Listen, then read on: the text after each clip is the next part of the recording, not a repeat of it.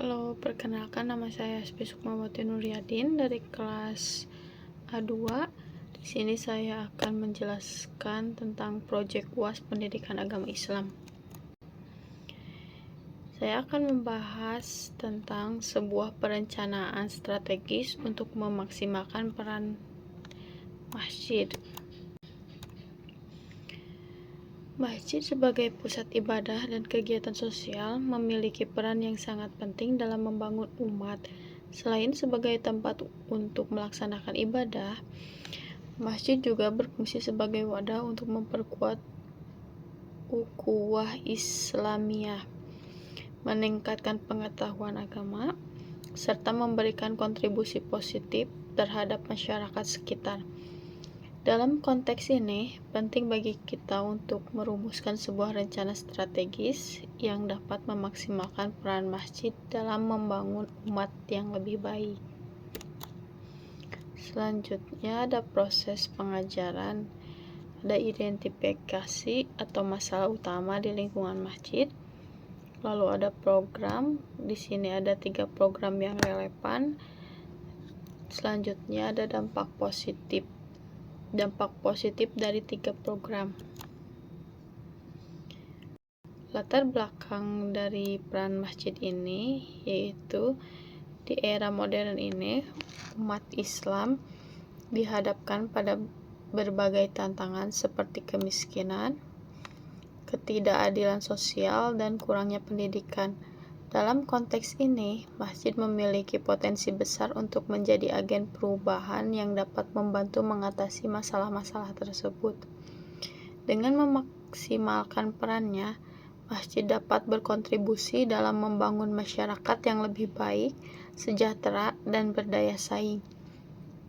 Selain itu, penting untuk melibatkan berbagai pihak, termasuk pengurus masjid, jamaah, tokoh masyarakat, dan lembaga-lembaga terkait. Dalam merumuskan dan melaksanakan rencana strategis ini, kolaborasi yang baik akan memperkuat sinergi dan menciptakan dampak yang lebih besar dalam membangun umat. Selanjutnya, masalah utama di lingkungan masjid. Kurangnya kreativitas pengurus masjid yang membuat masyarakat lebih tertarik untuk aktif di kegiatan masjid. Faktor pengaruh lingkungan yang lebih dominan adalah kegiatan yang tidak religius. Faktor persaingan di bidang ekonomi menyebabkan kesibukan masyarakat terhadap urusan materialistis atau keduniaan. 3 program yang relevan. Yang pertama, pengkajian umum atau seminar yang diprogramkan untuk semua kalangan, baik orang tua, remaja, anak-anak, maupun di kalangan para intelektual, pengusaha, maupun masyarakat umum. Yang kedua, mengadakan kegiatan yang bertujuan untuk membangun wirausaha atau usaha mandiri masyarakat seperti usaha ekonomi kreatif, usaha UMKM, koperasi, bank muamalat, dan lain sebagainya. Yang ketiga, mengadakan program kegiatan di bidang olahraga, kesehatan, seni budaya, dan sebagainya. Dampak positif dari peran masjid yaitu manfaatnya selain menarik simpati masyarakat untuk memakmurkan masjid, manfaat lain adalah membangun ekonomi masyarakat sehingga sejahtera, lalu membangun kesadaran dan pemahaman masyarakat untuk melaksanakan ibadah, dan yang terakhir membantu menciptakan kesehatan masyarakat, menyalurkan hobi dan kreativitas masyarakat. Prinsip utama seorang pendidik dalam Islam. Dalam Islam, seorang pendidik memiliki tanggung jawab yang besar dan diharapkan untuk mengikuti prinsip-prinsip tertentu dalam menjalankan tugasnya. Yang pertama, seorang pendidik harus memiliki niat yang tulus dan ikhlas dalam mendidik semata-mata karena Allah. Yang kedua, pendidik harus menjadi contoh yang baik bagi murid-muridnya. Yang ketiga, pendidik harus mengajarkan ilmu yang bermanfaat dan sesuai dengan ajaran Islam. Yang keempat, pendidik perlu menggunakan metode yang efektif dan sesuai dengan karakteristik siswa. Yang kelima, membangun hubungan yang baik dengan siswa sangat penting. Yang keenam, pendidik harus mampu memotivasi siswa untuk belajar dan berkembang. Yang ketujuh, pendidik harus menanamkan nilai-nilai akhlak dan etika dalam setiap pelajaran. Selanjutnya, strategi untuk meningkatkan hubungan emosional. Yang pertama, membangun komunikasi yang terbuka. Misalnya, ciptakan suasana di mana siswa merasa nyaman untuk berbicara dan berbagi perasaan mereka. Yang kedua, menciptakan kegiatan yang membangun kerjasama seperti rancang kegiatan yang mendorong siswa untuk bekerja sama dan saling mendukung. Dan yang terakhir, menunjukkan perhatian dan penghargaan. Tunjukkan bahwa Anda peduli dengan kesejahteraan siswa secara individu. Hal ini dapat dilakukan dengan mengenali pencapaian mereka, baik besar maupun kecil. Selanjutnya, metode pembelajaran. Yang pertama, kegiatan diskusi kelompok dengan tema Islami. Yang kedua, proyek kreatif bertema Islami. Yang ketiga, kegiatan pembelajaran berbasis permainan atau game-based learning. Yang keempat, sesi refleksi dan doa bersama. Yang kelima, kegiatan bakti sosial. Dan yang keenam, menggunakan media interaktif. Selanjutnya, pemahaman terhadap peran pendidik dalam perspektif Islam. Dalam perspektif Islam, peran pendidik sangatlah penting dan memiliki tanggung jawab yang besar.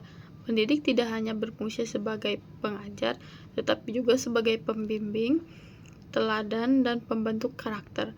Berikut adalah beberapa aspek pemahaman terhadap peran pendidik dalam perspektif Islam.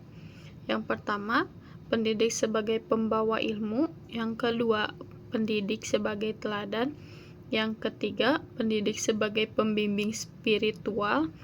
Yang keempat, pendidik sebagai pengembang potensi. Yang kelima, pendidik sebagai agen perubahan. Dan yang keenam, pendidik sebagai fasilitator. Relevansi solusi permasalahan seorang pendidik dalam Islam. Membangun komunikasi yang terbuka dan menciptakan kegiatan yang menyenangkan. Dengan menciptakan suasana yang kondusif dan menyenangkan, siswa akan lebih termotivasi untuk belajar. Menggunakan metode pembelajaran yang interaktif dan berbasis proyek. Metode ini membantu siswa memahami dan menginternalisasi nilai-nilai Islam dengan cara yang lebih menarik. Dalam Islam, pendidikan harus dilakukan dengan cara baik dan menarik, sehingga siswa dapat dengan mudah menerima dan memahami ajaran agama. Solusi yang diberikan untuk permasalahan pendidik dalam Islam sangat relevan dan saling mendukung. Dengan memahami tantangan yang dihadapi dan menerapkan solusi yang sesuai, pendidik dapat menciptakan lingkungan belajar yang tidak hanya efektif, tetapi juga mencerminkan nilai-nilai Islam.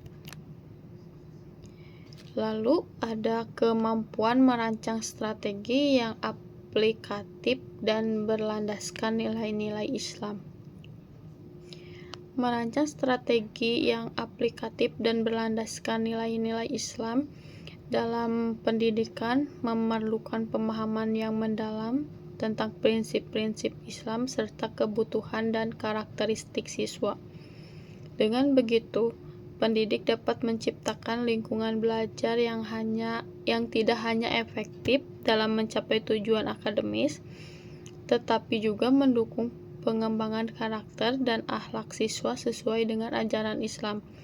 Hal ini akan membantu menciptakan generasi yang tidak hanya cerdas secara intelektual, tetapi juga baik secara moral dan spiritual. Di sini ada Islam yang rahmatan lil alamin. Konsep rahmatan lil alamin dalam Islam merujuk pada pemahaman bahwa Islam adalah rahmat atau kasih sayang bagi seluruh alam semesta, bukan hanya untuk umat manusia tetapi juga untuk semua makhluk hidup. Dengan menerapkan nilai-nilai ini dalam kehidupan sehari-hari, umat Islam dapat berkontribusi pada terciptanya masyarakat yang lebih baik, harmonis, dan berkeadilan. Ini juga mencerminkan ajaran Islam yang universal dan relevan dalam konteks global saat ini, di mana tantangan sosial, lingkungan, dan kemanusiaan semakin kompleks. Selanjutnya, ekonomi syariah. Ekonomi syariah adalah ekonomi yang berlandaskan pada prinsip-prinsip hukum Islam atau syariah. Sistem ini bertujuan untuk menciptakan keadilan, kesejahteraan, dan keberlanjutan dalam aktivitas ekonomi, serta menghindari praktik-praktik yang dilarang dalam Islam, seperti riba atau bunga, gharar atau ketidakpastian, dan maisir atau perjudian. Ekonomi syariah menawarkan alternatif yang berlandaskan pada prinsip-prinsip Islam untuk mencapai keadilan dan kesejahteraan dalam masyarakat.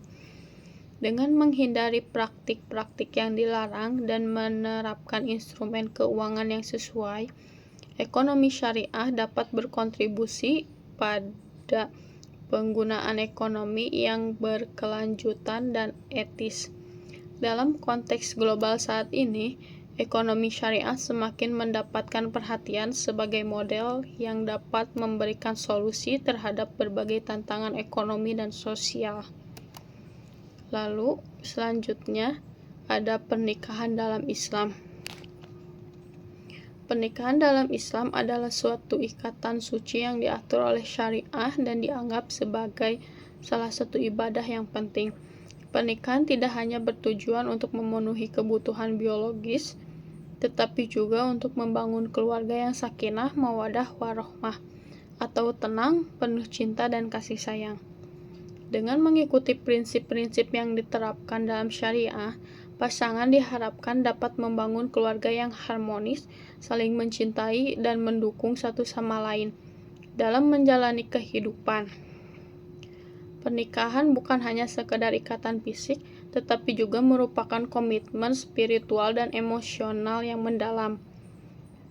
Melalui pernikahan, pasangan dapat saling membantu dalam mencapai tujuan hidup, serta berkontribusi pada masyarakat dengan membentuk generasi yang baik dan berakhlak. Dengan demikian, pernikahan dalam Islam menjadi salah satu pilar penting dalam membangun masyarakat yang sejahtera dan beradab.